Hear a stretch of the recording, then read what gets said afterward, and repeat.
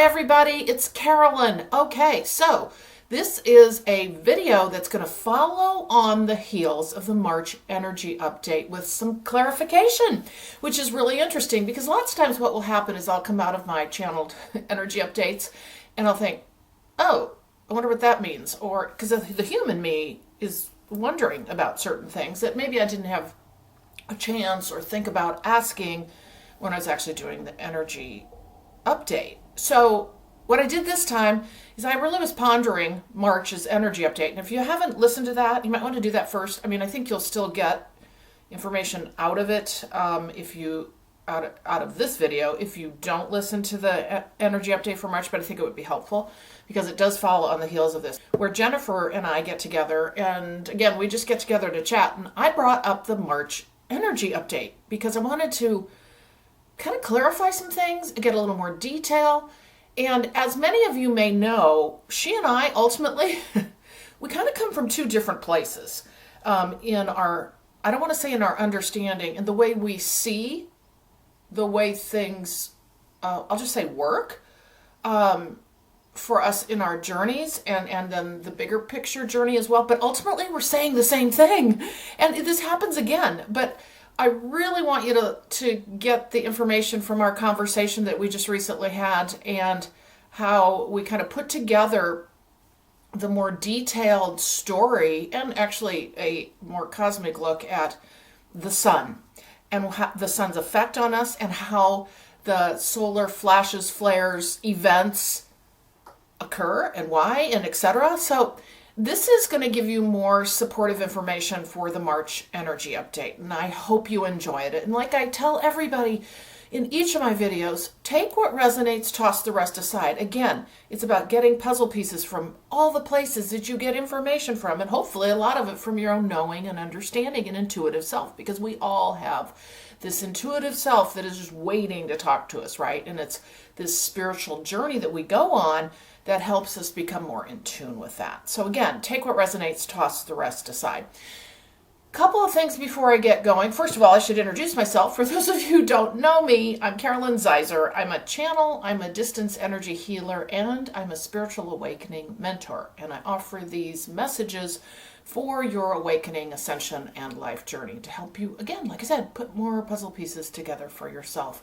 So one of the things that I really want you to take away, aside from the information that I'm offering today with Jennifer, I've been very much guided to remind you to take care of your, what I call three bodies, and you can argue they're four, but needless to say, when you look at the three bodies that I've talked about in previous videos, we have our physical, we have our emotional, mental, and we have our energy body, which you can argue is the soul body. This is how I have framed it up with the information I've received. Anyway, point is what they're really wanting us to be able to be in tune with, because this is where a lot of growth comes in, and being able to read our situation, I will say, in 3D, as well as being able to be very in tune with ourselves, is really understanding our energy body. And those subtle influences, whether it be collective influence of energy, individual influence, reading somebody else's energy, how it affects you, awareness of the places we are in, like physical places, like work, etc., being able to understand the subtle energies and how your energy body reacts to them. This is something we're not taught, right? We're not taught. I mean, to a degree, we're taught about our physical bodies, kind of, right? In our modern world.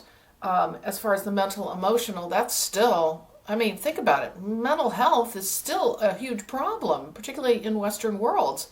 Or I don't even know, I shouldn't even say that, probably collectively in general. But so we have not done a good job when we talk about the, really caring for and understanding individually the three bodies and what makes us up. Because remember, everything's been externalized for so long, and that's how we've defined ourselves.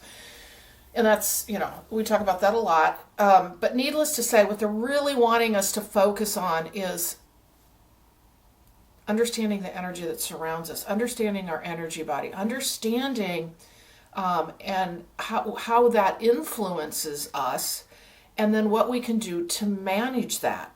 Manage that, either you want more of that, you want less of that, you understand the energy some individuals bringing into your interaction. All of this collective energy. How are you feeling day to day?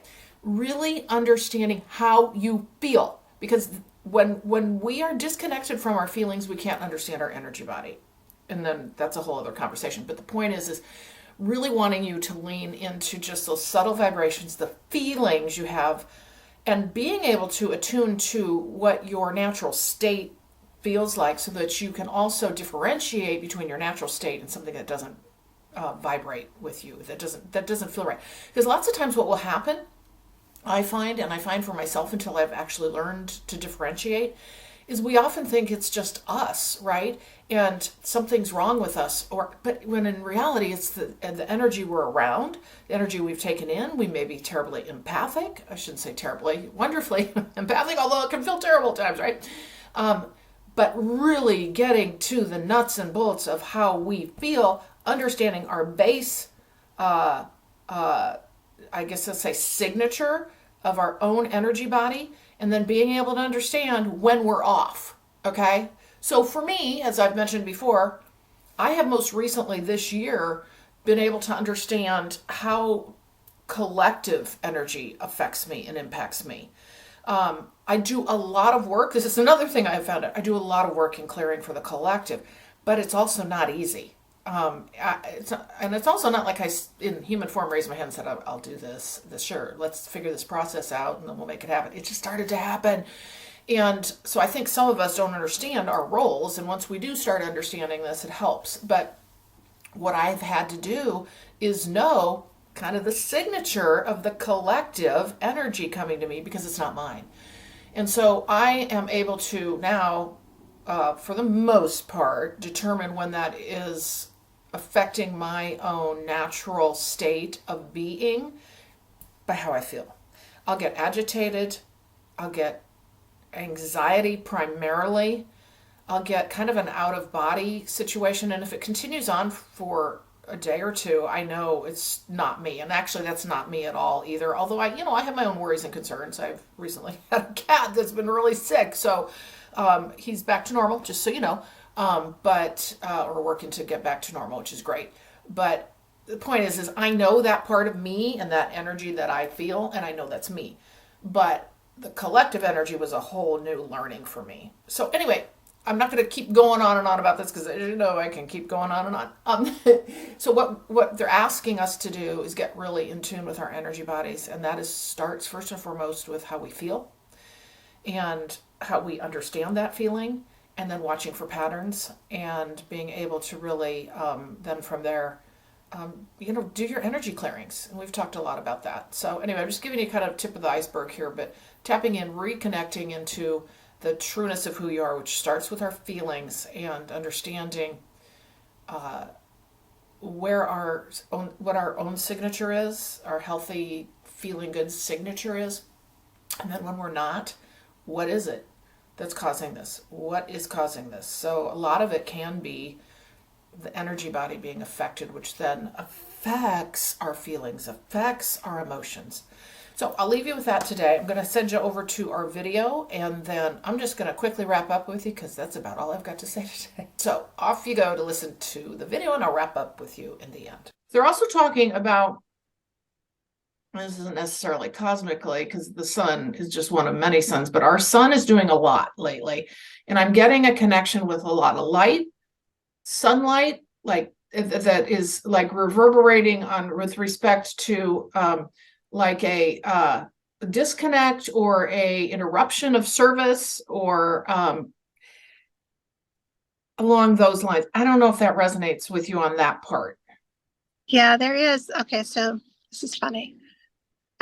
Because there's different layers and levels of, beings. So we have a sun, and you can say, just like we are a multidimensional being, there's me, and then you'd say my higher me, but it's just multidimensions, right? Oh. Well, sun and planets have the same thing. There is the sun, and then Right. there's higher dimensional sun, and then there is for other dimensional suns that are aspects of. So yes, there is, and so the sun, and I've actually had a lot with our sun, the sun for the planet, I should say, this planet, and then a lot of, and I'm not sure if it's Sirius A or B, because I think the one that looks really, really big is usually the one that I see and communicate with, but it's your perspective, because Sirius A and B, if you're on the other side of that, the little one looks big. So I'm not sure which side I'm looking at it from, frankly, but I get a lot of communication from Sirius. So I'm not sure, but yes, the suns, and they're here for or they're participating in one of our up leveling for humanity, Right. Because the next era, which we were talking about before, it's like a revelation cycle where there's a new sun, new moon, and the old sun and moon kind of graduate to a planetary couple, for instance. Yep. And there's a new sun and new moon. It's a new energetic for the era. Mm-hmm. A new kind of era comes up. A new root race is involved, and 26,000 years we were talking about, right? So that's in one type. That's in one right. So there is a lot of moon and sun activity. Yes, and it was kind of interesting. I was listening to it, like, it's not always set in stone. It's discussed maybe, or decided, or not even decided as much as it is just what it needs to be at the time, as far as the universe or the omniverse is the frequency of it. Mm-hmm. It will, I need you and I need you, right? I guess it mirrors what I'm getting with some of my channeled information with respect to they've just recently brought in the sun, like this, like literally just in the past few weeks, about the sun being so shifting and changing, and the solar flares and all of those things being a part of the, like, it feels like I don't want to say a different energy, but it's an energy that is enhanced. And I wonder if that's what, I don't know. I mean, I'm just trying to, like, what you're feeling, what you're noticing, how that aligns with what I'm. I think it is exactly that. The 26,000 is considered a revolution, or a revolution. But the weird part, you might remember, I had never heard about that 26,000 when you talked about it, when you brought it up. I'd never heard of that. I am not kidding you. There's a Netflix show out with Graham Hancock. It's called, and it just came out in November. It's been quite a hit. It's called Ancient Apocalypse. It's outstanding, by the way. If you get Netflix and you want to watch it, he really talks about pre-civilization, how archaeology does not have it right, and he goes out and proves it, basically. It's fantastic. He goes all these places. Anyway, he talks about 26,000 years in adding times up, and I went, oh God, that's 26,000. And then I think he actually talks about it in the very last episode. And then in a book that I'm reading, I remember, I've never heard this. This all happens in 1 week. In a book I'm reading, it comes up like 3 times, and then I saw it somewhere else. So it's like, oh God. I mean, oh God. And so what they were talking about in this book was that the timelines, it was like a 2012-ish kind of thing, but they pushed it because we're not ready, right? But what I've been given is that this is not going to be. But anyway, I wanted to tell you about the synchronicity on the 26,000 and essentially the new era we're in, right? Of however that's going to play out, and what that means. And they gave me a whole bunch of information on the solar stuff, the slow solar flares. You know how there's this idea of one big flash solar event and then everything changes, right? Yes. What I keep getting is a series of this, like boom, boom, boom. It's not one big event in that solar way, because we wouldn't be able to survive it in that sense of, like, mentally, emotionally, and bodily. Well, it's funny how you can watch the cosmos rearrange itself for reasons like this. So yes. I tend to feel every timeline and every scenario that is playing out over all of these different dimensions, right? So Right. I feel all together. So that scenario is happening this way, that one. And other people that I talk to usually are more focused into one or two, right? So, but one of the advantage, it's a little more chaotic for me, but the advantage is I can see what they're doing. So we utilize things like um, space time, or the way that the way that you would structure the infrastructure surrounding a certain event. You could slow it down in phases based on what kind of space time or time space you wanted to put around the planet. It could reach like this, or put in a single blast in 0 point. Okay. Right. Now what you can also do is the star seeds, or the more advanced beings that have the body that can handle these things, Yes. can moved in between these to say that planet needs that, but the people on it aren't ready for that, or it would hurt them, but you guys can do it. Yes. We're hitting the planet and the people back. I'm going to let the planet slowly change the people. Then you see what I mean? Yes. So In fact, this is similar to what I brought in for the. This is said differently, but yes, exactly. You have components that you can modify the components to make it work, no matter what the plan is. It doesn't have to be like, it can't work. You can find a way to make it work, right? There was a harmonic convergence on in 1989. And then there was an event kind of scheduled for 2012. Yep.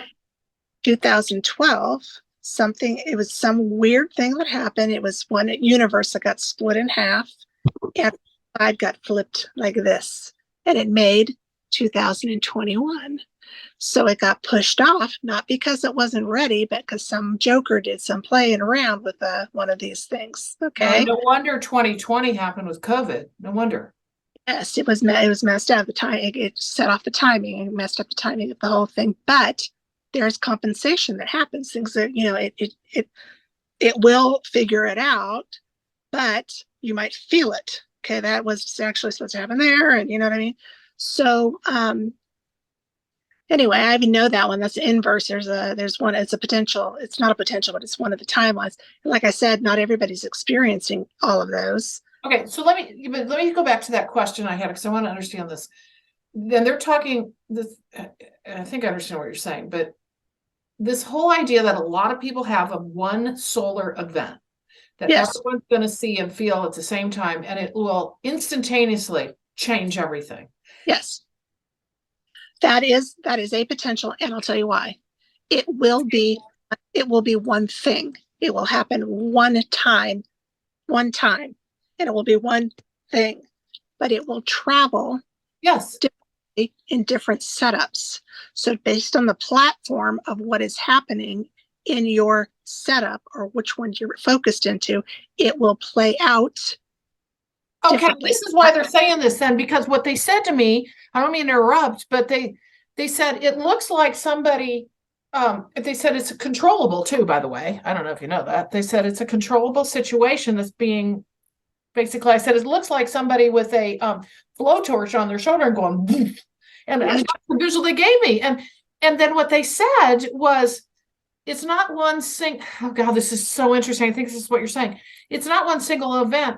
And then they started talking about it's a series. Well, it could roll out as a series.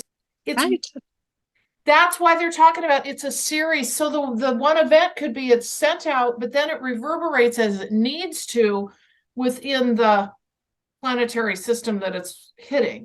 Yes, that's right. Yes. So you can imagine at different levels of density how fast the speed of light is different. So the speed of light is a different speed in a lower density than it is in a higher density. Right. So it could happen in a different way. It could be more of a filtered approach, right? Because a bang is not going to be or a one big blast. It's not going to be one energy. It's going to be a array of energy. So let me ask you a question, because this is me kind of trying to understand what I've got for my video I just put out. Because I'm sure there are going to be people going up. It's not just one event. Well, and they kept talking about this, or a lot of people that think it's one event, and they said it's a series, but it's coming from the one, is what you're saying. But it will affect not just Earth; it'll affect all the planets, right? Everything that is. That's right. Everything that is will be affected by it. Yes, So, that's right. but within our solar system, or because there are suns elsewhere. That's the. I mean, not that I don't know. I mean, I just wonder. So it would be like a contributor. So, for instance, there might be one particular energetic frequency Okay. is going to be a contributor to the overall package. Yes. Okay. And you know what they just said? They said the word signature. It's like, that's so weird. That's right. It's like a signature that, it's like, or like a signal, like a signature signal that gets sent out and then other suns pick it up kind of idea. Do you know what I mean? Like there's a communication and like, yeah, now it's your turn. Like, you know what I'm saying? Like, and a reverberation. Does that make sense? It's very much like that. Mm-hmm. It's almost like a reach out and saying, hey, I need, if we want to put it like human terms or how we communicate with each other, it'd be like, your frequency is needed here. I need you to control. But really what it is, it's all done energetically without any kind of, it's almost like just a perfect coalescing. Yeah. So energies coalescing will maybe fill in the void of another. It will fill one here, coalescing, and the other one will just push into a void here. And it's basically filling in the spaces or trying to complete or enhance the other energy, but it's just coalescing with itself. That's more likely to be how these are chosen than somebody actually having a conscious agenda to doing it. Does that make sense? You mean you're talking about as far as the solar flares? Yes, as far as the sun that's going to be the contributor is what I mean. It would be more of a what's needed, right? No, totally. Yeah. But it feels like kind of back to this controlling kind of there's a control mechanism with this. It's not just some natural thing that just every now and then. It's at different levels there is. Okay. So as we move through different levels of consciousness, at the early higher cosmic, there isn't really a controlling. It almost is a natural playing itself out, where you start to move down and you get players involved that have a consciousness, that are learning, expanding, having experiences. You might start to have more of a discussion about how, right? But ultimately at the highest level, I would say it's not really a conversation. It's just a blessing of energies, and what is needed will happen. But there is there's controlling mechanism for it, and there's also those who would like to create a way to control it, right? Based on what frequency you're because in. what I'm getting though for Earth is that Earth, because of where we're at, density wise, potentially, well, this aligns. Okay, so I'm going to say this, and I'm going to say something else that I think aligns with this. Earth could not handle a severe one-time solar blast that would shift and change everything overnight. Now, some of your higher dimensional civilizations, planets, whatever, could, because they could accommodate that level of energy. Whereas, and I just want to see if this resonates, whereas we, on another hand, we have to be spoon-fed in a way. Like, yeah, it's going to be faster, but it's going to they're going to be more of them, but we're going to be spoon-fed because there's such a difference between that vibration and where we're at compared to the higher vibration beings. So it's got to be given to us in a way that we can still be sustained. Now, what I'm getting, okay, so what just popped into my head, now I want to see what you think about that, but let me say this first. What I also get, and I talk about this all the time, is in the awakening journey, as individuals, as we start going through our journey and we do all the things we're meant to do and healing, blah, blah, blah, blah, all this awareness and all that. And we recognize the cosmic events and we're kind of knowing this journey and we get practiced at it. We kind of know our patterns. Guess what? these energetic events that happen individually, we each start to feel differently, and we accommodate them more easily as we move through our awakening journey and ascension journey, because we are carrying more light. We're more in closer alignment to that kind of energy. So here's a good example. Like, the events don't affect me like they used to. Like, I still feel like I know there's a new moon. I know that the solar flash, I was fatigued for 2 days. Those are newer for me. But like, the moons don't affect me like they used to. And so what they were telling me is, this is you understanding your and also understanding your patterns and knowing what to do to help yourself, right? And to assist yourself, and having your own practices around all that. I feel like that's the same thing we're talking about, but on a galactic scale. Does that make any sense to you? Yes, it does. It absolutely does. Mm-hmm. Now, the funny thing is, we will receive it as we will receive it. You know, what you're saying is so true, because I'm sitting here thinking while you're talking, I was like, you know what? Yes, that's exactly what's happening. We're sitting here talking it out, and it just dawned on me. When I first started talking to you, I'm like, Carolyn, something happened to me. I don't know what. I was in such a higher thing. I've already ascended. I already had an event experience. I don't know what went wrong. I'm here. I'm hurt. I'm in this vibration. What happened? I don't understand. And you're sitting here talking to me about it, and I'm thinking, that was eighth dimensional Earth that I had that experience. Okay, that I can remember now. And there was a light. The event light came through everything. It was the same, and it happened just like that. Now, so I'm sitting here going, what in the world am I doing here? Now, whether or not that's planned or not, I believe that what is coming now, that I feel coming now, is the eighth dimensional Earth event and ascension that is finally hitting third dimensional Earth. So there was a fifth dimensional Earth one that I went through as well, and now there's a third coming. So I'm thinking, there's 3 waves or something, and I'm thinking, I did the 8, I did the 5, and here comes 3, but I feel like I'm descending doing them instead of ascending doing them. That would make sense. Yeah. Right. Probably same light. That's what I mean. It's the same light moving through dimensions as a multidimensional Earth. You see, that Earth was ready for that when it got hit. Now the light's coming down, coming down. It's probably the same damn thing. I'm not doing a new one every time. Right. It's one from there. The light is now hitting. Yes. Right. Yeah. So what they're giving, okay, God, this is starting to be put together. What they're saying is that these solar flashes or those biggies happen, and if there is one that shows up, it's not just comes out like an atomic bomb and hits everything all in the same way. Individually and planetarily, it hits as it needs to in a reverberation that will allow things to be sustained, the individual to be sustained, to allow that. So in other words, if you're at a higher advanced spiritual level, right? Let's say you're living in 8th dimension as an example, or whatever. You're going to get that 8th dimensional or that 9th or whatever dimensional, the higher energy to assist you forward. Somebody in a 3D state, they're going to get maybe the next 4, 5. You know what I'm saying? Like, is that making any sense? Yes.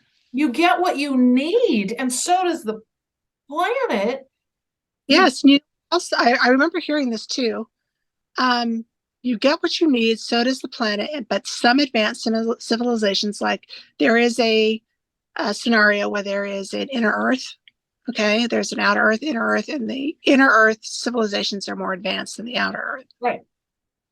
And sometimes when the outer Earth is receiving these big blasts of energy, they're called the Agarthans that are in, they put themselves in a shielding, or they leave the planet. They'll leave the planet for the solar or the energetic blast, because it is actually one that they have already done. So they would not actually stay for it. So I had this conversation. There's one Agarthan. There's actually 2 ladies that are Agarthans that communicate with me. I said, I think I went through the same situation. I think I got hit with something that made me feel like I got lowered. And I said, what do you think is the best? And I said, just intend that it will not affect you, and you always maintain at the highest. said, but we actually leave the planet when that happens. We leave the planet for the event or the light to come, and then we come back when it's.